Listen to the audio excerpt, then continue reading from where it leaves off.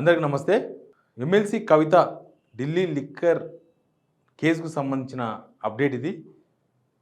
సుప్రీంకోర్టులో ఆల్రెడీ విచారణ స్టార్ట్ అయింది కాబట్టి బహుశా కవితకు బెయిల్ రాబోతుంది అన్న సంకేతాలు బీఆర్ఎస్ నుంచి, అటు ఆమ్ ఆద్మీ పార్టీ కేజ్రీవాల్కు రాబోతుందని వాళ్ళు ఇట్లా రకరకాల వాదనలు, రకరకాల ఆశాభావాలు వాళ్ళంతా కూడా వ్యక్తం చేస్తున్న టైంలో సుప్రీంకోర్టులో జరిగిన విచారణ అంతా మనం చూసినాం. సుప్రీంకోర్టులో వాళ్ళు ట్రయల్ కోర్టులో బెయిల్ పిటిషన్ని అక్కడ నుంచి విత్డ్రా చేసుకొని వచ్చి సుప్రీంకోర్టులో వేసిందే. సుప్రీంకోర్టులో ఈ కేసుకు సంబంధించిన కొన్ని కామెంట్స్, సుప్రీంకోర్టు విచారణలో భాగంగా చేసిన కామెంట్స్ కావచ్చు, వాళ్ళు విచారించిన తీరు చూస్తే ఈ ఢిల్లీ లిక్కర్ కేసుకు సంబంధించి సుప్రీంకోర్టు కొంత అసంతృప్తిగా ఉన్నట్టుగా మనకు కనిపించింది. ఎందుకంటే వీళ్ళు కేవలం జైల్లో ఉంచడానికే, నిందితులను జైల్లో ఉంచి కొద్దిగా టైం పాస్ చేయడానికి, ఒక టైం బాండ్ పొడిగించడానికి, ఒక టైం పొడిగించుకోవడానికి తప్ప దీనిలో అసలైన విచారణ జరుగుతలేదు. ఎప్పుడో 9 నెలల దగ్గర నుంచి ఈ విచారణ లేదు. అసలు ఈ విచారణకు సంబంధించి అప్డేట్స్ ఏం లేవు. వీళ్ళు ఆల్రెడీ ట్రయల్ కోర్టులో ఛార్జ్షీట్ దాఖలు చేసింది ఈడీ, సిబిఐ. కానీ బెయిల్ విషయానికి వచ్చేసరికి లేదు లేదు ఇది బయటికి వెళ్ళిపోతే వీళ్ళు సాక్షులను మ్యానిపులేట్ చేస్తారు, సాక్షులను బెదిరిస్తారని ఒక వాదన వినిపిస్తూ వచ్చినాయి. ట్రయల్ కోర్టులో అయినా సరే, ఢిల్లీ హైకోర్టులో కూడా అదే రకమైన వాదన వినిపించినాయి ఈడీ, సిబిఐ. వాళ్ళు వినిపించిన వాదనల పైన, వాళ్ళు ఈడీ, సిబిఐ చెప్తున్న విషయాలపైన సుప్రీంకోర్టు అసంతృప్తి వ్యక్తం చేసింది. ఆల్రెడీ మీరు ఛార్జ్షీట్లు దాఖలు చేసిండ్రు ట్రయల్ కోర్టులో, ఢిల్లీ హైకోర్టులో. సేమ్ టైం ఆల్రెడీ 400 పైన సాక్షులను కూడా మీరు ఆల్రెడీ విచారించిండ్రు. ఇక విచారించి వాళ్ళ సాక్ష్యాలను రికార్డ్ చేసుకున్న తర్వాత ఇంకా మళ్ళీ కొత్తగా వేయాల్సిందే ఉన్నది వాళ్ళ వాదన. అయితే ఇప్పుడు లేటెస్ట్గా ఏంటంటే ఢిల్లీలో ఈ సుప్రీంకోర్టులో కవిత బెయిల్కి సంబంధించి పిటిషన్ దాఖలు చేసిండ్రు. వీళ్ళ తరఫున సుప్రీంకోర్టు సీనియర్ అడ్వకేట్ వాదనలు జరిపిండ్రు. సేమ్ కేజ్రీవాల్ విషయంలో, తర్వాత సిసోడియా విషయంలో, ఢిల్లీ డిప్యూటీ ముఖ్యమంత్రి, వాళ్ళిద్దరి విషయంలో ఆల్రెడీ సుప్రీంకోర్టు వాదనలు విన్నది. తర్వాత సుప్రీంకోర్టే సిసోడియాకు బెయిల్ ఇచ్చింది కాబట్టి సేమ్ గ్రౌండ్లో కవిత కూడా బెయిల్ ఇవ్వాలని వీళ్ళ వాదన, అడ్వకేట్ వాదన. కానీ దీనిలో ప్రతివాదులుగా ఈడీ, సిబిఐ ఇద్దరు ఉన్నారు కాబట్టి వాళ్ళ వాదన కూడా వినాల్సి ఉంటుంది, వాళ్ళ మెరిట్స్ కూడా తీసుకోవాల్సి ఉంటుంది. గతంలోనే ఆల్రెడీ ట్రయల్ కోర్టులో లేకపోతే ఢిల్లీ హైకోర్టులో తమ వాదనలు విన్నప్పటికీ సుప్రీంకోర్టులో ఇప్పుడు ఏ వాదన వినిపించబోతున్నారు అనేది ఒకటి ఇంపార్టెంట్. ఇప్పుడు సిసోడియా విషయంలో సేమ్ అదే రకమైన వాదన వినిపించారు. ఎవరు? సిబిఐ వాళ్ళు. ఏమని వాదన వినిపించారు? లేదు, ఈ కోర్టు ఇంకా విచారణ ఉంది కేసు కాబట్టి ఈయనకు బెయిల్ ఇవ్వడానికి కుదరదని. దానికి సుప్రీంకోర్టు చేసిన కామెంట్స్ కూడా కొంత ఆసక్తికరంగా ఉన్నాయి.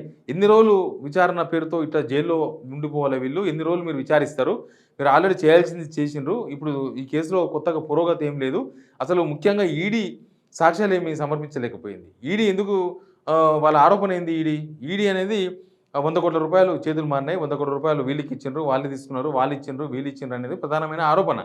కానీ ఇది ఇప్పటి వరకు అసలు ఎవరు డబ్బులు ఇచ్చిండ్రు, ఎక్కడ ఇచ్చిండ్రు, ఏ రూపంలో ఇచ్చిండ్రు అనే దాన్ని ఒక ఆధారం సమర్పించలేకపోయినారు. కాబట్టి దాన్ని బేస్ చేసి సుప్రీంకోర్టు బెయిల్ ఇచ్చింది. ఇప్పుడు కవిత ఇష్యూ కూడా కవిత కూడా సేమ్ వచ్చే హియరింగు 20వ తేదీన వాయిదా వేసినారు. ఇప్పుడు కవిత కేసు కొట్టేయలేదు.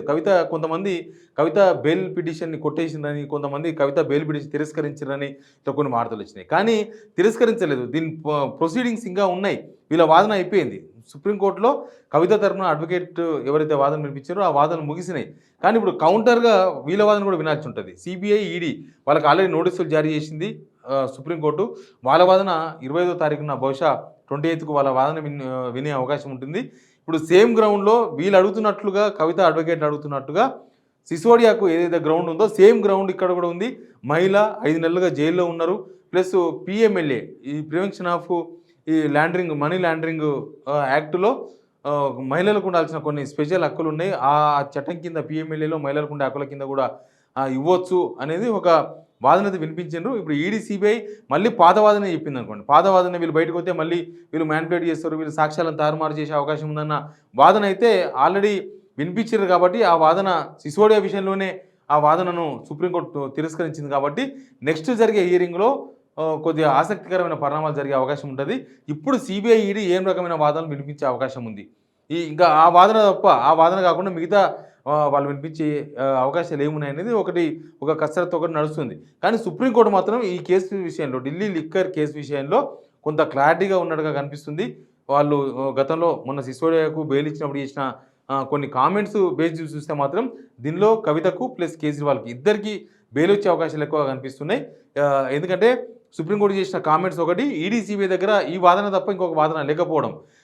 ఇప్పటికీ సిసోడియాకు దాదాపు 11-12 సార్లు బెయిల్ నిరాకరించింది ఢిల్లీ హైకోర్టు కానీ, లేకపోతే ఇక్కడున్న ట్రయల్ కోర్టు కానీ. సేమ్ కవితకు తిరస్కరించిండ్రు.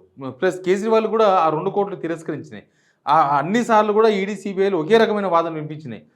వీళ్ళు ఏ రీజన్ చెప్పినా వాళ్ళు మాత్రం ఒకటే రీజన్ చెప్పిండ్రు. బయటకు వస్తే ఈ కేసు నీరుగారిపోతుంది, ఈ కేసులో సాక్ష్యాధారులు పక్కదారి పట్టించే అవకాశం ఉంటుంది, సాక్ష్యాధారాన్ని బెదిరించవచ్చు అనేది చెప్పిండ్రు. ఇంకా సుప్రీంకోర్టులో ఇప్పుడు ఈడీ సిబిఐ ఏం వాదన వినిపిస్తుందని ఒక ఇంపార్టెంట్ ఇష్యూ. బట్ హియరింగ్స్ అన్నీ కూడా చూస్తూ ఉంటే, పరిణామాలన్నీ కూడా చూస్తూ ఉంటే ఈ కేసులో ఒక 80-90% ఆల్రెడీ ఈడీ సిబిఐ వాదనలన్నీ కూడా అయిపోయినాయి. ఇంకేం లేవు కొత్తగా వినిపించడానికే. కాబట్టి నెక్స్ట్ వీళ్ళ వాదననే వినే అవకాశం ఉంటుంది.